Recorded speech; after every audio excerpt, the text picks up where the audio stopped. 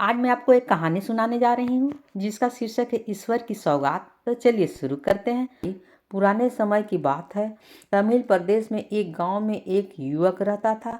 उसके माता पिता जमींदार थे। बड़ी मेहनत के बाद भी वे कर्ज से डूबे रहते थे। किसी प्रकार उन्होंने अपने पुत्र की गृहस्थी बसा दी। उस युवा को कमाने की इच्छा तो थी, किंतु खेती करना पसंद नहीं था। गांव के लोग उसके लायक कोई अन्य कार्य नहीं होने के कारण वह आलसी हो गया। समय गुजरता गया। उसके माँ बाप वृद्ध अवस्था की ओर थे, किंतु वह निठल्ला बैठा रहता था। उसकी पत्नी उसे समझाती, अपने बच्चों को भविष्य के प्रति चेतना दिलाने का प्रयास करती, पर सब बेकार। प्रेम से गुस्से से सभी उपाय उसने कर लिए, पर वह उलाहना सुनता और चुपचाप बैठा रहता। एक दिन पत्नी को अत्यंत क्रोध आया। उसने एक पोटली में कच्चे गीले चावल बांधे और उसके हाथ में पकड़ाकर कहा, इस गांव में जब तुम्हारी काम नहीं, उठो, गांव के बाहर जाकर काम तलाशो। इस प्रकार से उसने उसे धकिया सा दिया। घर में रहना कठिन था, वो भी चल दिया शहर की ओर। शायद भाग में यही लिखा था। चलते चलते दोपहर हो गई।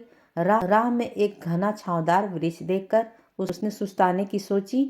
चावल की पोटली वृक्ष की टहनी में बांध दी और लेट गया। वृक्ष की आरामदेह छांव और शीतल ब्यार से भी उसे नींद आ गई। उस वृक्ष पर एक देवता का वास था। उसने टहनी से बांधी पोटली देखी। खोलने पर चावल की महक से वे खुश हो गए। देवता जो प्रतिदिन विभिन्न प्रकार के भोजन का आस्वाद करते थे, उस दिन उस पोटली के चावल खाकर अत्यंत प्रसन्न हुए और तृप्त हुए। उनके लिए वह नए प्रकार का स्वादिष्ट और खुशबूदार पकवान था। थोड़ी देर के बाद वह युवक भूख के कारण जग गया। उसने पेड़ से पोटली उतारी, खोला तो पाया कि चावल के स्थान पर उसने टेढ़े मढ़े 2 प्याले थे। वह हैरान रह गया कि चावल के स्थान पर ये बेढंग प्याले कहाँ से आए। भूख से वह व्याकुल हो रहा था। गुस्से में उसने उस प्यालों को जमीन पर रख दिया। जैसे ही प्यालों को धरती का चुंबन मिला, उसमें से सौंदर्य को मात देने वाली परिचालिकाएं हाथ में विभिन्न प्रकार के पकवान से सजे हुए सोने की थाली लिए खड़ी थीं और उसके सामने भोजन रखा था।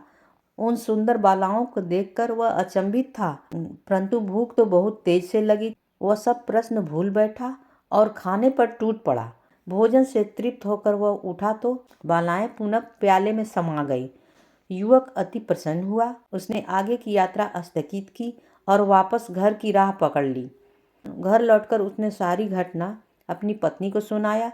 सभी ने इसे ईश्वर की सौगात माना और एक स्वर में कहा, चूंकि यह ईश्वर की अनुकंपा है हमारे पर, इसलिए हम सबसे पहले कल प्रातः ईश्वर का आराधना एवं पूजा करेंगे और फिर प्रसाद स्वरूप पहले गांव वालों को भोजन कराएंगे। युवक ने अपने माँ बाप तथा पत्नी की भावनाओं को सम्मान दिया और ग्रामजनों को दोपहर का भोजन के लिए न्योता दिया। युवक ने आमंत्रण पर कुछ गांव वालों के विश्वास किया। सब लोग एक जगह हुए तो युवक ने सबको पलंग पर बिठाया और प्यालों की आज्ञा दी। गांव वासियों को ईश्वर का महाप्रसाद अर्पित किए। प्यालों में देवताएं के अप्सराएं थीं। उन्होंने हाथों से सुगंधित पकवान से सजे सोने के थाल थे। उन सुंदरियों ने गांव वालों को भरपेट भोजन कराया। मुख से स्वादिष्ट और रुचिकर व्यंजन का आनंद लेते रहे। उस गांव में एक धनी व्यक्ति रहता था जिसे अपनी दौलत पर बहुत घमंड था। गांव वालों से युवक की प्रशंसा सुनकर वह ईर्ष्या से जल भुना। उसने सोचा कि यदि वह इस गरीब के चावल खाकर वृक्ष देवता इतने अनोखा उपहार दे सकते हैं, मैं तो धनी हूँ। मैं उसे तरह तरह के व्यंजन का स्वाद प्रदान करूँगा ताकि वह खुश होकर मुझे भी उपहार दे। विभिन्न प्रकार के व्यंजन की डालियां लेकर वह धनी व्यक्ति अगले दिन उस वृक्ष के नीचे पहुंचा और डालियों को टहनी से बांधकर पेड़ के नीचे लेट गया। वह सोने का बहाना करने लगा, किंतु शीतल ब्यार से उसे वास्तव में सोने के लिए विवश कर दिया। उसकी आंख खुली तो हड़बड़ा कर उठा। पेड़ पर लटकी डालियां नीचे उतारी। उसमें से 2 टेढ़े मेढ़े प्याले देखकर हर्षित हो उठा। वह भागा भागा घर पहुंचा और उसने भी गांव वालों को अगले दिन भोजन का आमंत्रित किया। क्योंकि गांव वाले ने प्यालों का स्वाद चख चुका था। पूरा गांव पूरे विश्वास से धनी के घर उपस्थित हो गया। जिन्होंने पहले युवक को यहाँ दावत खाई थी, उसकी जीभ फिर से चटकारे लेने लगे, और जो पेट भरकर वहाँ गए थे वे इस बार उपहास पर थे। धनी व्यक्ति ने सभी को अपने अपने घर का प्रांगण में कीमती दरियों पर बैठाया और फिर बड़े गर्व से सिर तानते हुए प्यालों की आज्ञा दी। वो अतिथियों को स्वादिष्ट भोजन कराए, किंतु वह क्या, ग्रामवासियों ने देखा कि सुंदरिया के स्थान पर 4 दैत्यकार असुर निकले। उनमें से 2 ग्रामवासियों को दरवाजे की ओर उठाकर फेंकना शुरू किया और शेष 2 दरवाजे पर खड़े होकर हाथों के उस तरह की सभी के सिर पर मुड़वा दिया।